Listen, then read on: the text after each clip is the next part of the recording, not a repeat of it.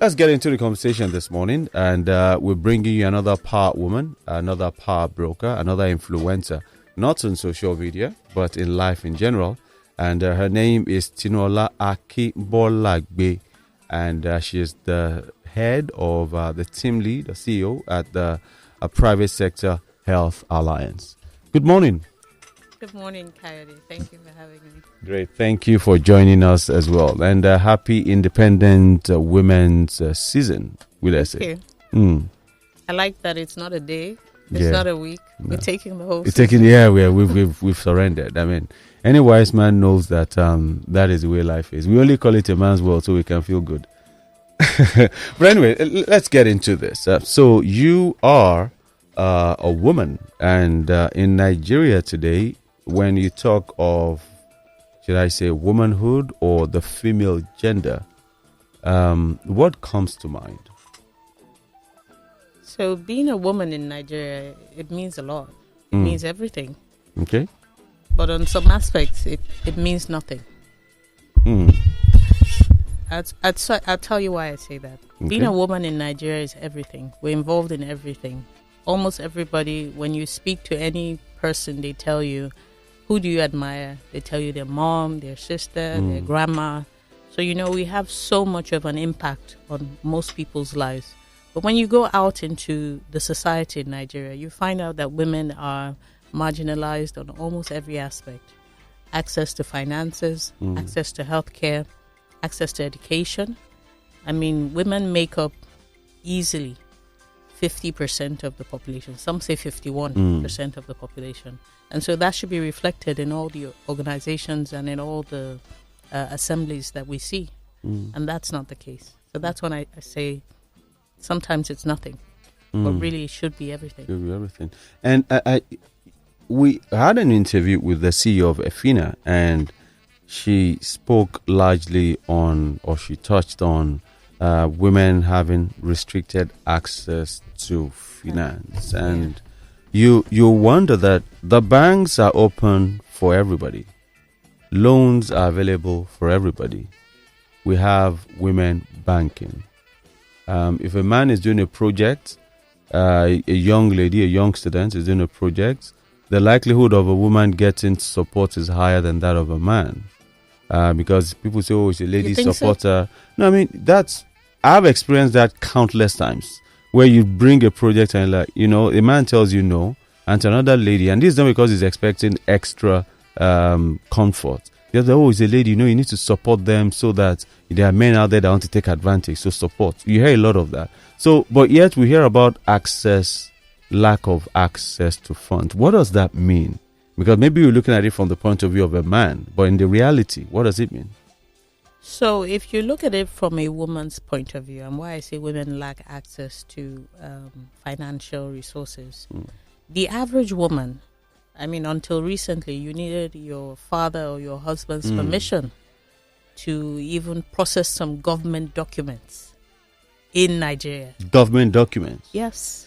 How recently is this? Because up till, I believe, 2023. Wow. You need someone to countersign for you. Because you're a woman. On a lot of things. And even if it's not written there explicitly, that it should be a man to countersign, you're encouraged.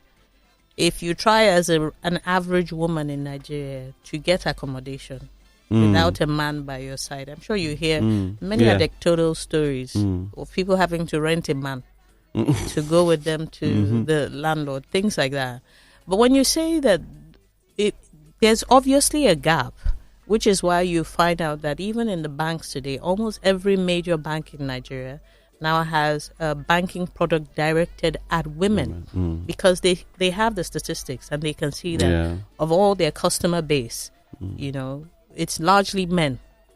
So women need to be given more incentives, and it should be made easier for them. Financial literacy. So it's one thing to be educated, but it's another thing to know what is available out there for you as a loan.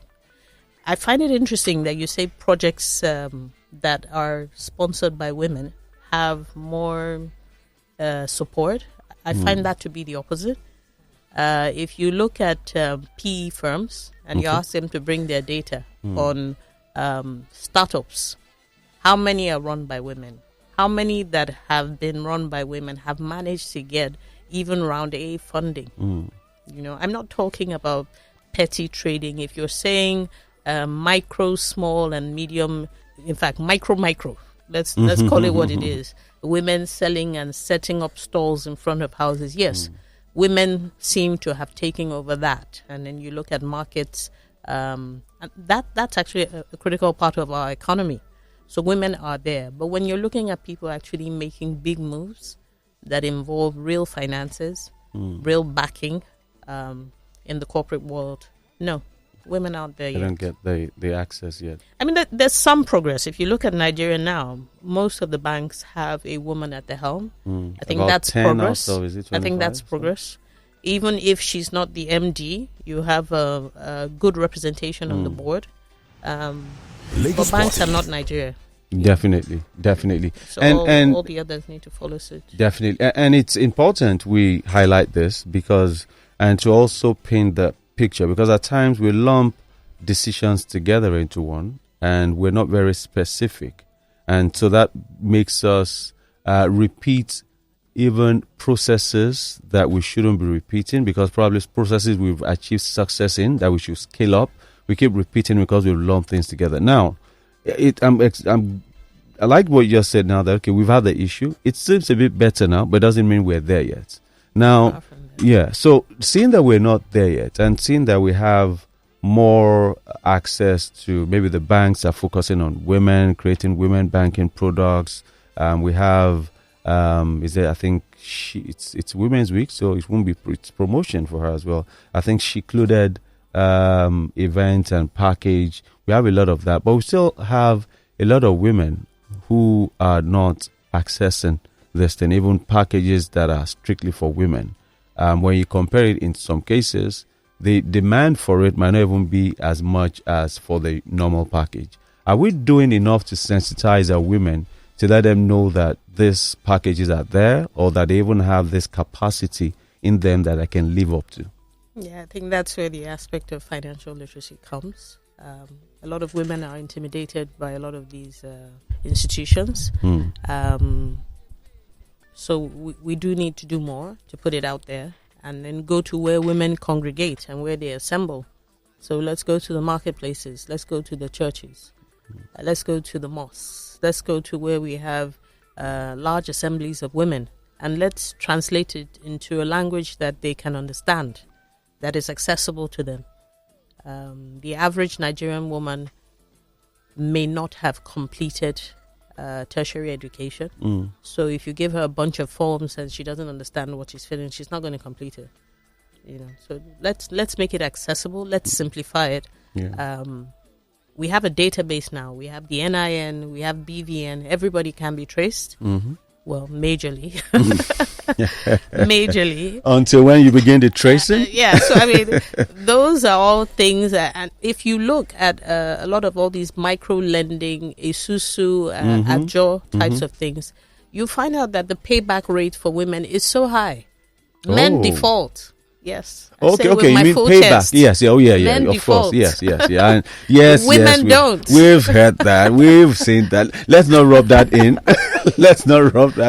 So, so it's not even a charitable venture. From a business point of view, women are good business. All right. So now we've spoken about women, but I'm speaking to a woman, like I said earlier on, and fortunately, you do not fall into that bracket of someone that has been stifled, or should I say you've won the battle of limitations against women. At least you don't look like you are. You look like one of those that are actually funding even men out there. So how did you... That's an interesting perspective. So how did you get to where you are? Who are you? Who is Tinuola that I'm speaking to this morning? So I like your take. I don't know if it's entirely true. But from your lips to God's ears. Amen. I think I'm lucky. I'm a bit luckier than the average Nigerian woman because I have a very supportive family. So both the family I was born into and the family I married into, they've been very supportive of all my endeavors, and that has given me the opportunity to take risks and to fail and to get back up again and continue to take risks. But there are many women in Nigeria that don't have that support. They cannot afford to fail because there's no support system behind them. So if they fail, they won't eat. If they fail, their children will not go to school. If they fail, they won't have a roof over their heads. So the focus really needs to be on supporting women, and a lot of people don't have family support, but you can build your own network of support. I find friends, colleagues can be that backbone that women, and I've seen a lot of that a bit more recently, women coming together to support other women. And I'm all for that, and I do think that's the way forward. And the youth that we have now, I mean, I hate to generalize, but Gen Z, they don't send anybody. They're here to make it happen. So I think that's the spirit that we need to foster and encourage to move forward as women. All right. So, I'm talking about you because there are many women out there who have either the huge opportunities or the limited opportunities you have, but you've been able to make use of them and you've risen in the ranks, but they are still struggling, not rising in the ranks. But one of the benefits or the advantages that you just cited now is the family support is strong. That helps you. But looking at your career, where you started, let's go back to where you started. After school, NYSC or university, the early years of education, back to now. Look back at your life then. Let's just walk us through that part. The first job you got, probably the limitations or restrictions you got at the office, how you overcame them. Let's do that in like 5 minutes. Okay. So I'm also lucky that I went to quite good schools. I think that also gives you a foot up. I went to the University of Lagos Staff School, which was my primary school. And I went to Queen's College. And I went to the University of Lagos College of Medicine. Okay. Those are 3 great schools, which I contribute my, if you want to call it success, but I mean just my ability to be able to work with people. I appreciate the modesty. I feel that really helped going to those schools. The alumni on all those schools, very strong, very supportive till date. I think that's one thing that women don't necessarily take advantage of, networks, alumni associations and things like that. I worked in clinical setting to start off. I worked in Lagoon Hospital and St. Nicholas Hospital. And then I decided to go into the service sector and I worked in health insurance. And I went into that. I worked in Healthcare International. And then I was part of the pioneer staff at Oceanic Health. We started off Oceanic Health, HMO, under the Oceanic Insurance Group. I was there for quite a while. And then I moved to a third-party administrator based in the Middle East and North Africa, GlobeMed. And I was medical director there. And then after that, I started my own company. I had an entrepreneurial time. I launched an organization called Health Assure, which is an HMO. We got a license by the NHIA and we're still operational today. And then I went back into the service sector and I worked in diagnostics. So I used to be the CEO at SynLab. And then after that, I went into the non-profit sector and joined PSHAN, the Private Sector Health Alliance, as the MD CEO. So you can see that my journey has been quite varied. I've worked in so many subsectors, in the IT, in finance subsector, in the service sector, diagnostic, and now non-profit. So that's why I said I've been given the opportunity to take risks, fail or not, because I have that support to fall back on. But in all your journey, were there restrictions thrown at you at any time? Maybe she's a woman, don't give this to her, or something that pushed you back. At every step of the way, there are restrictions. You want to share some of that with us? You don't need to mention the name of the company because I'm sure that you don't want to burn that bridge. No. That's not even an issue. There are restrictions every day, even in everyday life. Even when you go to the supermarket, there are restrictions. I think it's key to have that mindset of, for lack of a better word, I'll say a bulldozer mindset. Problems will come. So when you know they will come, you already anticipate them. And you know that you're going to work them out somehow. I think it's key to be professional and be good at what you do. It's easier for people to put obstacles in your way if you're not good at what you do, or if you're not dedicated, or if you're not professional, or if your integrity comes into question. So if all your ducks are in a row, you're doing your work, you're good at it, you're dedicated, you have strong integrity, then it's more difficult for those obstacles to remain. They can be there, but they will be removed. It won't be in your face, restricting your growth. So if you are speaking to a younger you right now, who probably went to Queen's College or Onike Girls, their neighbors, or any other school for that matter, and you're looking at modern day Nigeria, what is that advice you give to her to rise in the corporate world? So I've said a bit of it. I think where you come from doesn't matter. It's where you're going that's key. Be professional. Yeah. Take risks. Take reasonable risks. Be professional. Have a strong sense of integrity. Find where there's a gap. Look at how you can fill that gap. Stay within the legal and moral code. Some people blur the lines or bend things backwards. No. Try and stay on the straight and narrow path.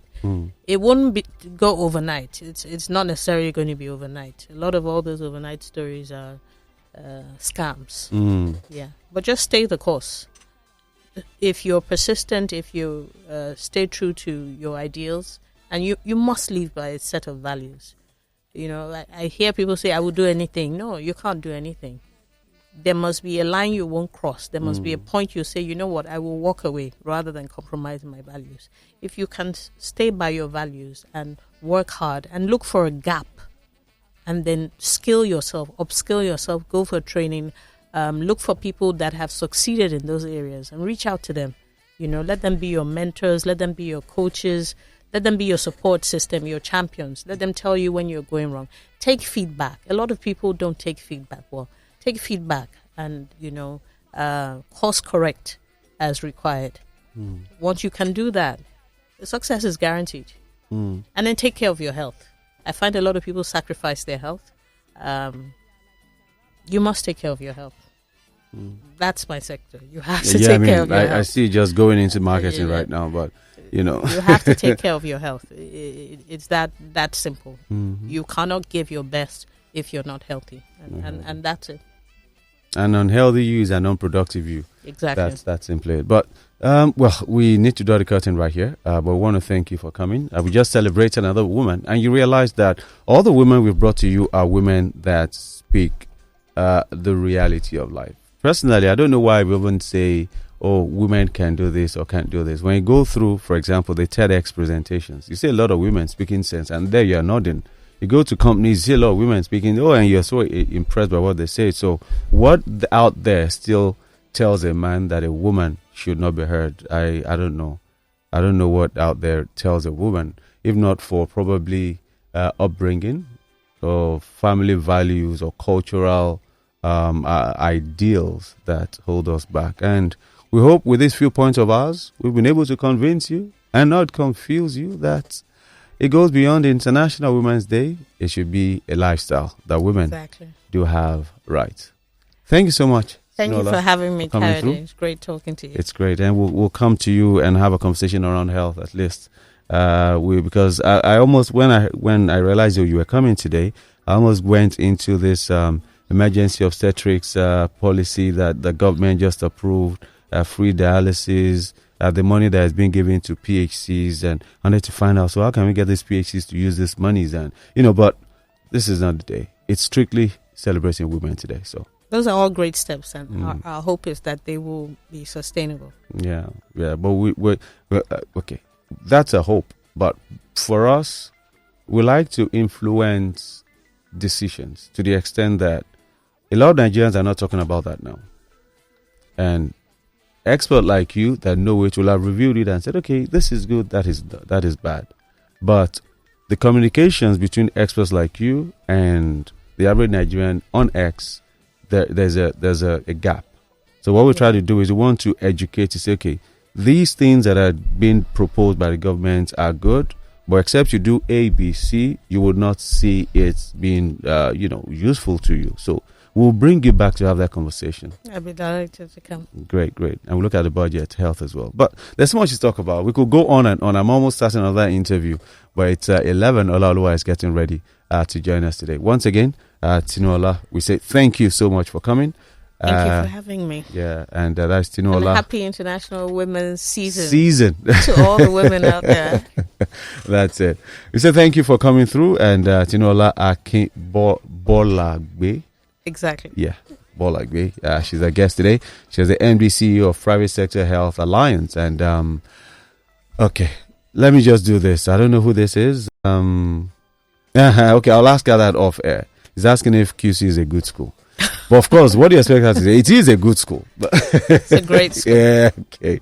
Great school. All right, thank you all for tuning in. Thank you for being a part of this. To every woman out there, keep doing good. Keep doing yourself. Making yourself proud. And go out there and make impact. Up next is the Midday Show. I'm not gone yet. Oluwakayode will be joining shortly. But you know what? Let's play this tune from a great woman on our own. A woman of great impact and talent, creativity, making us proud as Nigerians out there. This is Bimbanke by Asha. Happy Independence Women's Season.